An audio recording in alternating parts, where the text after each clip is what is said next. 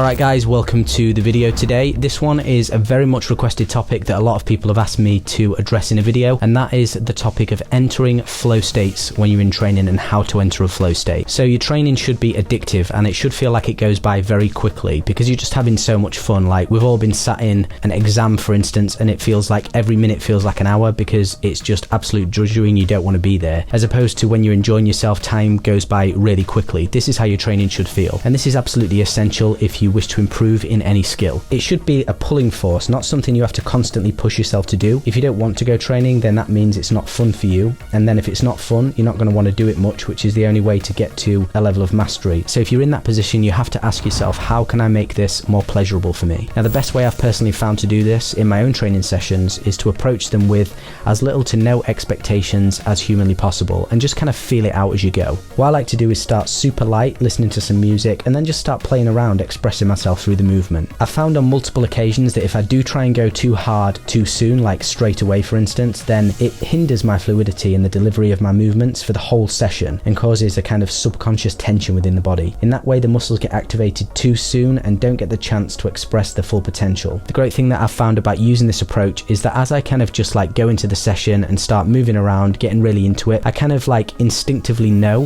when my body begins to kind of open up and become more free. I kind of know instinctively when to strike harder and put more intensity into my movements. The caveat to this as well is that when I do begin to execute those more powerful and more intense strikes, they actually come out much better and much less restricted than if I'd gone heavy from the start. And that is when I personally will enter into that flow state within my training session, which gets us into the main topic of this video. Flow is generally defined as when you're working to the right amount of difficulty to where it's challenging for you, but it's not so difficult that you go into a level of stress, and it's not so easy that it's just boring, but it's that sweet spot right in the middle. So I recommend that you approach your own sessions and adjust them based on that knowledge, and you'll intuitively know obviously when it's too difficult or too boring for you as well. For example, if you're doing some movement drills or something with a partner, if you're just going through the motions and it's getting boring, then challenge yourself to get a rally going where you and your partner perform say 5 consecutive drills 1 for 1 without either of you making a mistake. And there's just so many different things you can add on from this point as well, like upping the speed of the drills, upping the intensity, adding more techniques and so on. And this goes across all different training modalities, so get creative. This also goes for the people that you're training with as well. If your pad holder is wanting you to go to such a level where you're getting into that kind of like stress zone where you're not really enjoying yourself, then again, you're not going to want to do it anymore. It's obviously good to exert yourself periodically and exert a greater amount of energy, but just not as a constant. And this is why I'm not really a fan of only training in martial arts classes if you're doing no other training outside of that, because really it all comes down to like a game of chance. Sometimes you'll go to the classes and you'll look out and it'll be amazing, but then other times, you know, because of that group dynamic, sometimes you'll go and it's like you have to keep up with the kind of lowest ability member, and often I've been to them and you know you just end up verging on that boredom side of the graph. When I go training, I'm having loads of fun, and if you find training partners with which you can share this fun, it's even better. Training should be addictive because that's what keeps you wanting to come back again and again. It didn't always used to be this way for me though. Like for a certain period of time, I was going to training and I'd place these kind of like unconscious conditions that I wasn't really aware of, in which I felt I had to have this absolutely killer session every time and it had to live up to everything I expected. And over time I noticed that I was beginning to sort of develop this slight resentment towards going training, or almost like maybe the word feeling of dread is a little bit too heavy, but it kind of expressed itself in that way. I would start to go to the gym and kind of think, oh, it's going to be like it was last time. And you've got to be really careful with this because like I said, it can set up this negative feedback loop in the opposite direction of where you want to go, because you start building up a negative association and then they become a self-fulfilling prophecy that can be really difficult to overcome once it's become established. And this is why you get people that they'll lose a load of weight for like an occasion like a wedding, or they're going on vacation or something,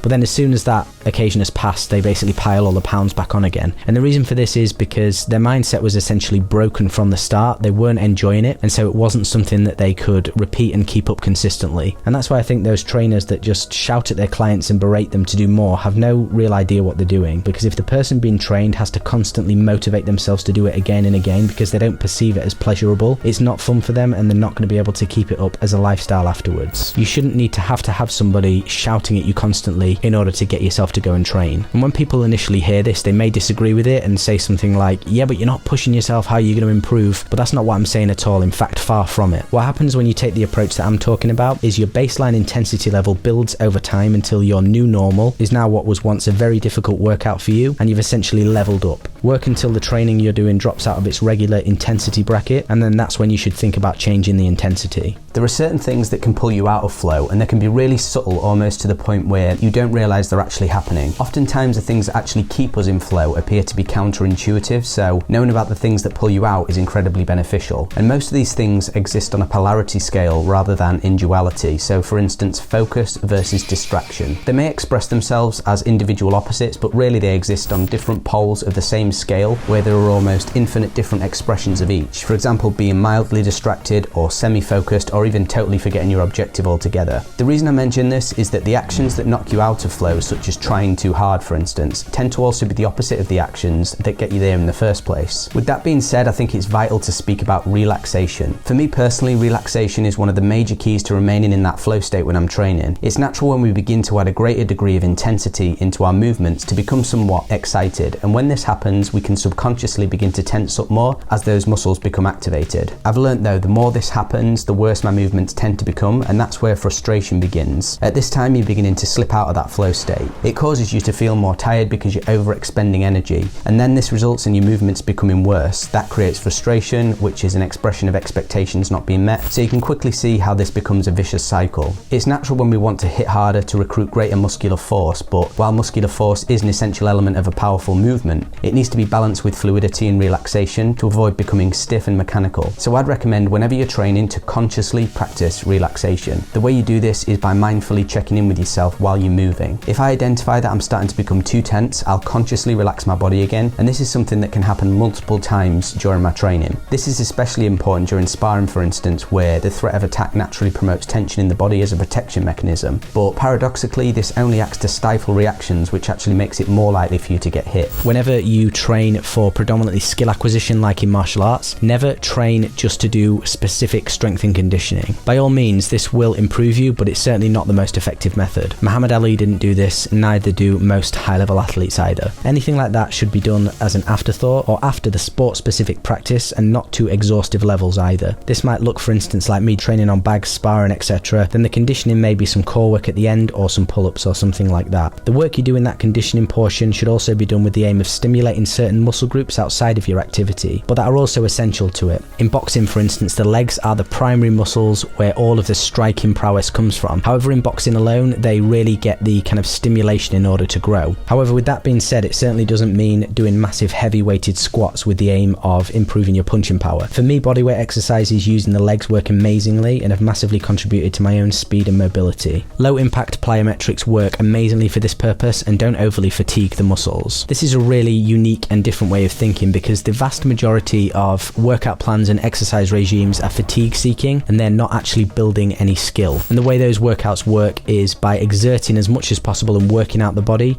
to where you can't really do any more. Now that might work if your goal isn't skill acquisition and it's just to grow big muscles. So if that's what it takes for you in order to get yourself to go training, then fair enough, it's better than doing nothing. But it doesn't make any sense to take that approach if you're trying to improve in a skill. The repercussions that come as a result of all of that exhaustive constant training take more away from you than they actually give. By its very nature, fatigue seeking training leaves you in a suboptimal state to approach your North Star goal afterwards, which would be your martial arts or whatever skill that you're pursuing. Alright guys, thank you very much for watching this video, and I will see you in the next one.